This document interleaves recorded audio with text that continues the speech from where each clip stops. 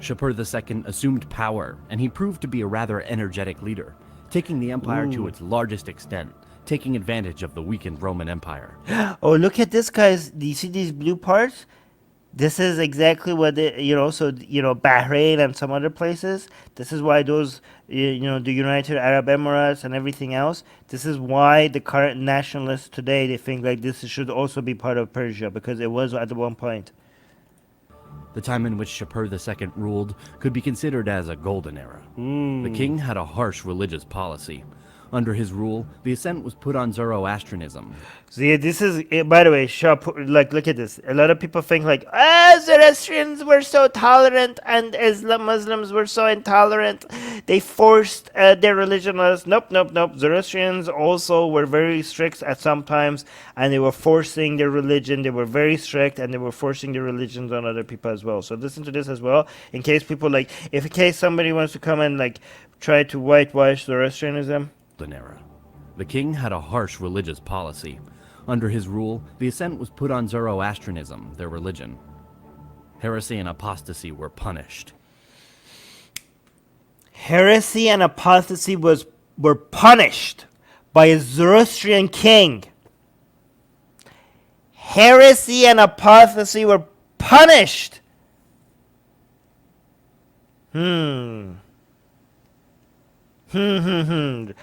Tell people this. Next time somebody be like, Islam is evil, Zoroastrianism is tolerant, we're so peaceful, accepting. Like, you guys have your own history. And Christians were persecuted. Yeah, okay, but so Hindu historian is saying, but you're talking about individuals, not the ideology itself. Yeah, okay, but you're saying does Zoroastrianism have totalitarian policies built into it? The problem with religion is when you have Zoroastrianism throughout its history changed a lot. Okay, you keep adding stuff to it. You eliminate some stuff that was in Zoroastrianism before. Then during the Sassanid Empire, was considered a heresy in Zoroastrianism. But the point is that when you have magic on your side, anything, you could argue for anything, okay? This is the point, is like, is it built into it or is it not built into it? Well, if it's not built into it, you could just build it into it. Like, what do you need? Like, hey, I'm Shahanshah, chosen by God.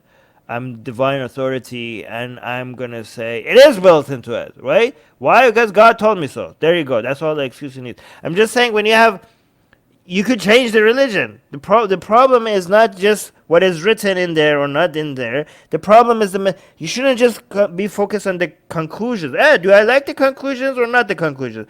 You have to focus on the methodology that you use to come to the conclusions. Okay, you have to focus on whether you're looking at divine authority, faith, revelation, all that bull crap. You could make up whatever the hell you want, okay? When you look at the scientific process, when it comes to like logical fallacies, Occam's razor, when you rely on tools like that, then you're gonna get more useful, more helpful results that benefits humanity as a whole. Okay, so again, don't focus on the conclusions. Focus on whether the methodology is good or not. Katie saying they get wet because Cyrus made the first ever declaration of human rights. By that logic, every region of the world has something to go back to instead of moving forward. It's stupid. Yeah, yeah. I mean, you could acknowledge that. Yeah, Cyrus's cylinder was pretty good compared to other people around him. But again, you're right. The reason why they focus on the past so much is because they have nothing to show for today. So religion was important at the time of this king. The Christianization of the Roman Empire by Constantine the Great created more Christian influence for this empire. Oh my God, we got a super chat. £5 super chat by Shantaram. £5 saying hashtag Guru Armin. Yes, Guru Armin is the only guru you need. Should I have a blasphemy rule for yeah? Okay, by the way, this earlier we had another live stream and somebody normalized hashtag simp for Guru Armin, so that's a good hashtag to use as well. At the time of his death, the Persian Empire was stronger than ever, with its enemies to the east pacified and Armenia under Persian control. Armenia under Persian control. This is why when this Azerbaijan-Armenia conflict happened, there are some people in Iran, or like some Iranians, who argue, like, you know what, both Armenia and Azerbaijan are fake countries anyway. They should be part of Iran. And guess what? The Ottoman Empire is saying this. I mean, the Turks. uh, the Turks are also saying, like, Azerbaijan should be part of Turkey because of the Ottoman Empire. So Azerbaijan. By the way, if both Turkey and Iran one day become like a superpower, like, I doubt that it will ever happen. But if that happens, they're going to be fighting over Azerbaijan. Azerbaijan is going to be like, Turkey is going to be like, that's part of Turkey. And Iran is going to be like, no, that's part of Iran. So that's going to be amazing. Like, I could see an alternative history. I mean, you keep going back to that anyways, right? You had the Achaemenids versus the Greek, and then you had future empires in Persia versus the Romans, and then you had the Safavids versus the Ottomans.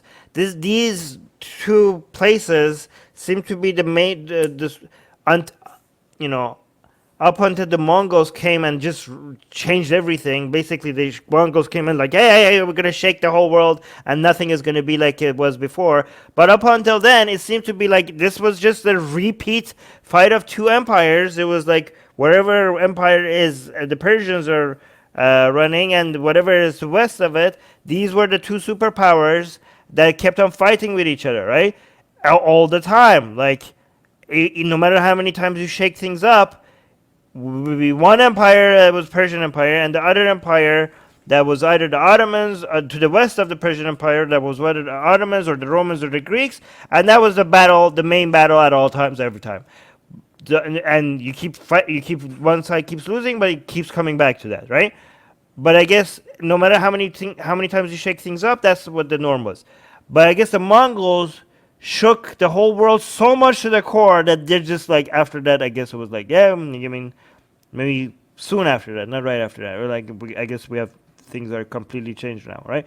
However, some people are saying, given that this was always the norm, we're gonna go back to the norm. And I'm like, yeah, sure, in the dreams. Like, some people are predicting that this whole, the British Empire and the now what they call the U.S. Empire, these are just like anomalies that just couldn't. This is not the way the world runs, and these will end soon. And we're gonna go back to the Persian Empire and whatever is the west of Persian Empire. That's gonna go back to those. So, yeah, like these are mostly like people that on both sides that are hoping that they become a superpower again, and they're gonna say like, yeah, Turkey is gonna turn back into the whatever the Ottoman version of, get their Ottoman dreams, and the Persians are going to get back to that. Yeah, like again, all of this is nonsense. That's never going to happen. But this is their prediction, right? You know how the Christians have like their own, end of the world, prophecies, and the Muslims have that too. This is the prophecies of Iranian nationalists and Turkish nationalists. These are their nonsensical prophecies. Yeah, Katie saying U.S. Empire question mark. Well, they say that for all, technically they say United States might not be considered by today's. They are coming up with new definitions of empire, right? So they're like saying like Iran, for example, wants to bring back Persian Empire, but empires today are not going to be the same as empires before. Like, this is a modern version of empire, right? So you have right now, they say you have the U.S. empire because of all this defense contracts and everything around the world. It's banks and it's military bases all around the world. They say technically that's an empire, okay, even if we don't call it that, right?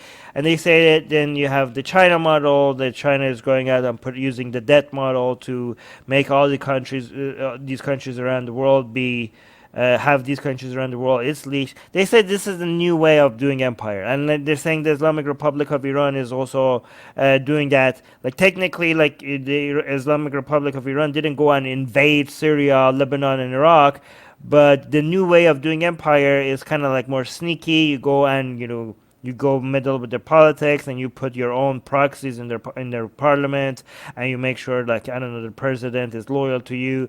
They just see that as a modern way of doing empire.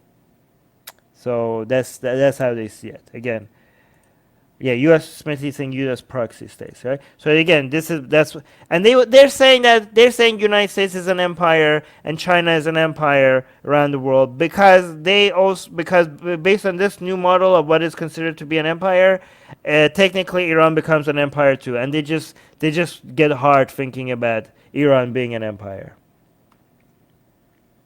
Again, I'm not saying this is the correct definition. I'm just saying this is how they see things. After his death, more than 100 years of relative peace with Rome started. In this period, just 2 brief conflicts between these 2 empires happened. Also in this era, Sassanid religious policy was different by other kings. Despite a series of weak leaders, the administrative system established during Shapur II's reign remained strong, and the empire continued to function effectively.